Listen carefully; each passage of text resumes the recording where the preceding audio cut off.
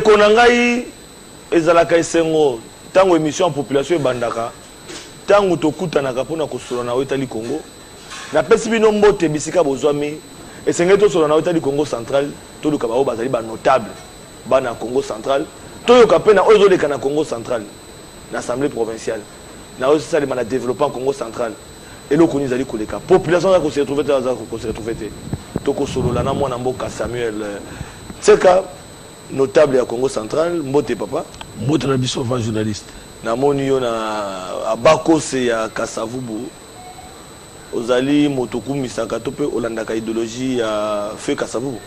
Oui, Kasavubu c'était modèle modèle ya kitoko fo olandango ou bien pour et puis as premier président de la République wa kamaka mboko yo oya zwa dipanda o kangamaka oya juleki mboko yo to longona bubu mona Congo central. Oui, na za Congo madimba 100%. Alors, na motindo makambo ozali notable ya Congo central.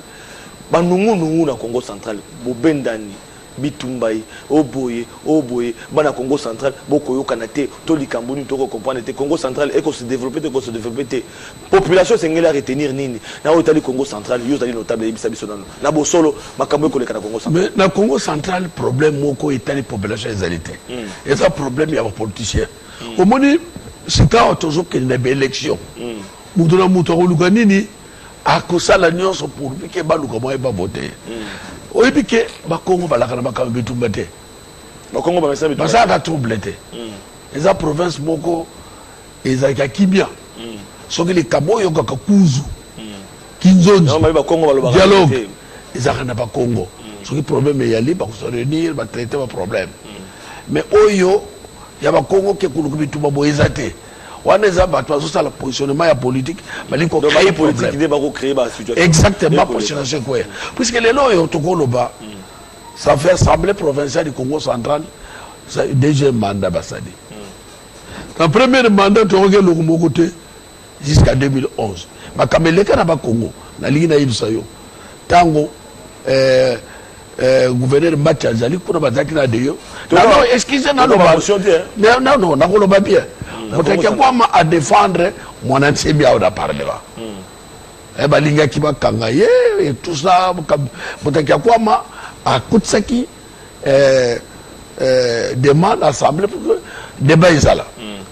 Et mon ancien balinga qui na débat l'assemblée nationale.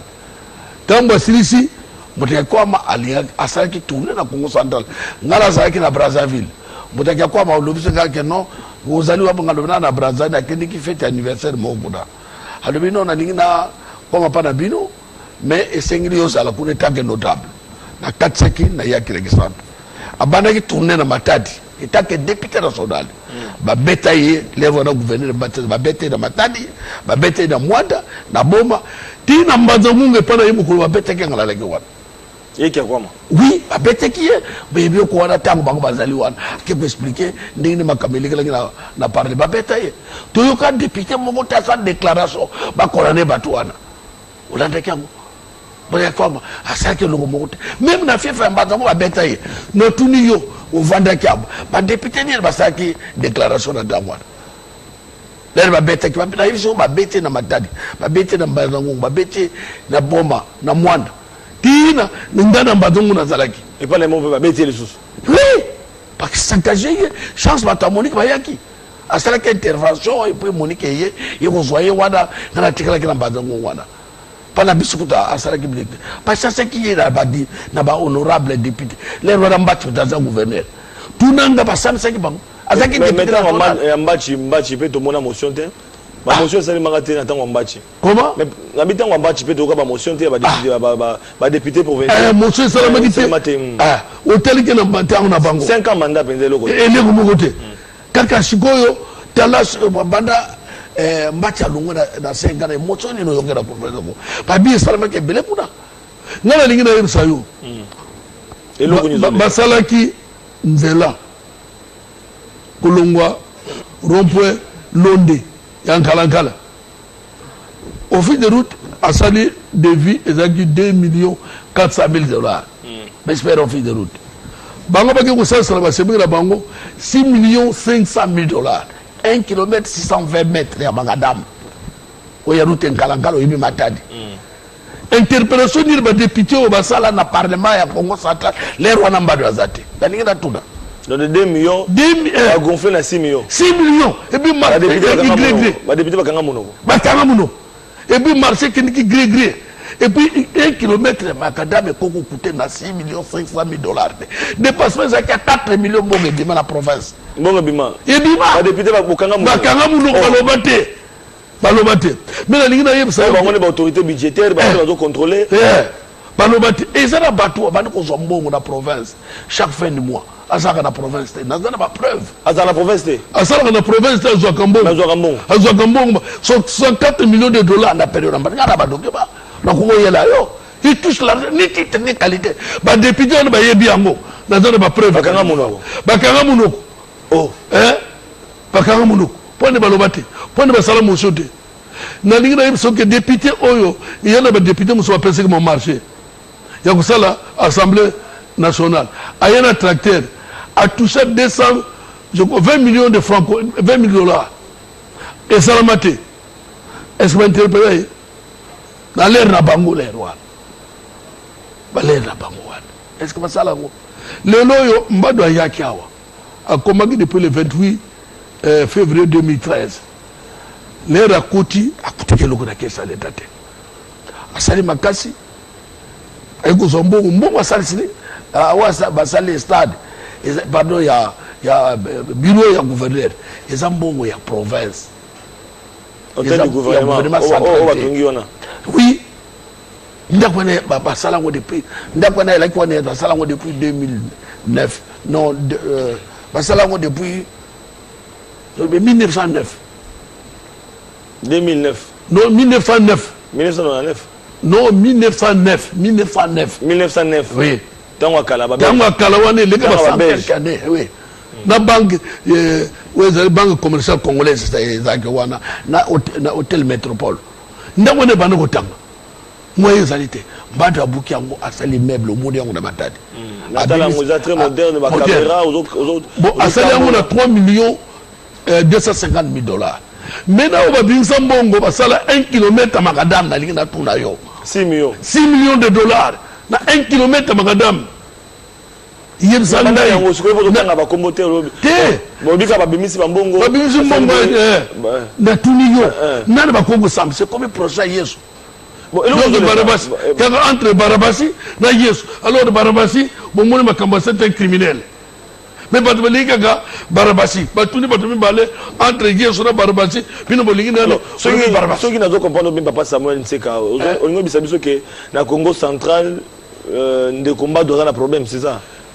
parce que tango lobi que non va député ba loba na bango le côté na tango kana oyo ba bandi koloba mbongo bimi bakangi munoko baza loba le côté c'est à dire les problèmes zo le kezani ni ba zo loba contre gouverneur to likamboni zo le kana Congo central pour moto la ndabiso na bokebi à comprendre likamboni zo le kana Congo central mikole ut kole ko yoga ki moi ndungu ko eke kuna na assemblée provinciale pour bazolo ba keno mbado abomisi bato ya bomisi bato mbado alaki kuna te mbado avec ça la population mbado alongwa ki matadi depuis le 28 mars azaki avec ça azaki kuna te atike intérim na to soki yo mukonzo ke yo tike intérim na makame ko même tout le monde tike kuna te parce que soki on démission voyager alors sikoyo assemblée bafongola ki assemblée bato bakende kusala le désordre kuna ya liboso avant makamwane kweya gouverneur akomaki mukanda po azwa crédit basi stade Lumumba ye héros national eza stade ya mbadu te to tika na famille na ye mukolo kolongwa eza stade ya Congo central le stade na ba Congo to na stade moko moderne te asala parti tikala fallait basi sabo mukonya bonga pele ra kide ko inaugurer immeuble félicité kango ke ba ko konni sala wana c'est pour cela asengaki aswa crédit mbongo sasa kabilo kwa na yago na bâtiment wana siga gouvernorat na stade ya gouvernement central te eza mbongo province ya Congo central wa defa o sasa kinda kwa afutaki na komeli bango lera komeli Raobank alobiki il faut avis assemblée provinciale mais na kati tanga te ko présenter budget na mois de décembre 2017 mbongo wana ya stade zaki na kati awa et ba député ba ndimaki bijango ba voter ngo eleki Mais pourquoi les sous quand il y a un simon le baquet non tout ligité pas bloqué bon bimate et bimate et puis il y a un ça le stade il y a un carte budget oh budget yango budget zali donc maintenant que ça numéro 1 il y a ville c'est-à-dire il y a province mais na linga no bango moko ba député ba koto ça gouverneur non problème est allé à loko ba limi yango ba voter et les gros budget ba adopter ngo eleki akele ko tambongo ça misala baboyi ba le bono donc ba député ba lingi mboka te développement mboka objectif ezanini au moins to commune en campagne pré à campagne électorale bazo linga ke mbarso ka jumbo ngwana ba kabulango ndiri kamera ke wana ngwana oh mais likambo bomisi bato kaka yango wana batako bakufi wapi bantu bakufi na matadi te wana makambo lukuta ngala laki fande de matadi problème la kinini des autres temps ebimi kuna après bakuluna na moi na ba 11 heures batu nde babomaki kuluna moko kuluna population ebomaki kuluna o basalaki des autres ezaki l'assemblée te ezaki na assemblée te wana bazolo vérifier ba service de sécurité ezali na assemblée donc des autres salemi na ngona assemblée provinciale mais bakuluna pe basali ya bango des autres bakuluna balongwa kuna na bango ba miyango wana bazola baki kolanda bato côté ami Congo balingi ba piller au magasin wa ba mona ke bakele bimi na assemblée après bango bazo ba 7 vers 11 heures ndeba bandu kotambola ba population ba panzi mutu ka député moko wana bakuluna basalaki yango kuna alors kuna l'assemblée ba bomé mutu beaucoup donc les autres tambola na ba internet na ba média akufaki bato bazalaki kuna bato ya PPRD bakendi kuna boneke bakaba tene ba moniki acte balingi basala eza malamu te bon bayoki niku ke bazo kota bakololo gouverneur ne bata PPRD batobuka kiti tene batobuki des ordres de kwei de bapanzani mais makamane lingi mbado zate mbado butatinde ki bato azalaki kuna te bana yawa depuis le 28 mars makambe kwei kuna le 30 problème na ye ezawap uzomona na lingi na loba ke bato bazo sala situation bakongo bana makambo na te bazala c'est province banda yo botama yo ko ni ke trouble kwei na bakongo ke bakongo banda ba assemblée salama baba Samuel Nsaka bato bakolanda biso na bokebi na relevé femi balé ya liboso otalisi ete na tango ya kala ya mbachi mamabula bongo salema te ngamo pe na bakisi na biete ba motion pe salema te na assemblée provinciale tomoni babengisi mbachi mais na tango ya gouverneur Mbadu tomoni motion oyo elingaki salema balobi ete gouverneur nde atindi bato wana basala ba désordre ti moto akufi bapanzi mutu ka ba député pe batelemeli gouverneur yebisa biso na gouverneur na ba député bosolo ezali wapi yo ozali notable ya mboka yebisa na population clairement parce que ezolobama na ba réseaux sociaux na ba internet kofinga gouverneur na ba internet kolobaka gouverneur alingi ka kozwa mbongo ya l'état kolia ka mbongo ya l'état yango ya mbalo yo ba poni ba député ba boyaki mbongo wana bima yo ozali notable ovandi kuna ezali ya solo to ezali lokuta ngala lingi na tuna bango ba député musala bango basala contrôle parlementaire soki le kambeyali bakosala contrôle bamoni mais au jour oyo bango bamoni oye gouverneur azibo wango eza combien fo baloba awa mukanda ya komaki mukanda ya ngolo a répondre na bango balingi babimisa mbongo balai balingaki gouverneur abimisa mbongo na bakabola yango et puis bango balingi te oui secret na yango wana donc babloqué pour gouverneur aboyi kokabola mbongo na lobi na musisi stade stade wana eza gouverneur te po bazoyeba te soki mbado asisi stade wana ndenge asisi hôtel du gouvernement en tout cas mutu moko na bakongo ya za te mpona baevre batiki ngai ningi naloba nalandaki mpe déclaration ya badéputé national a parti ya bionekisa sawa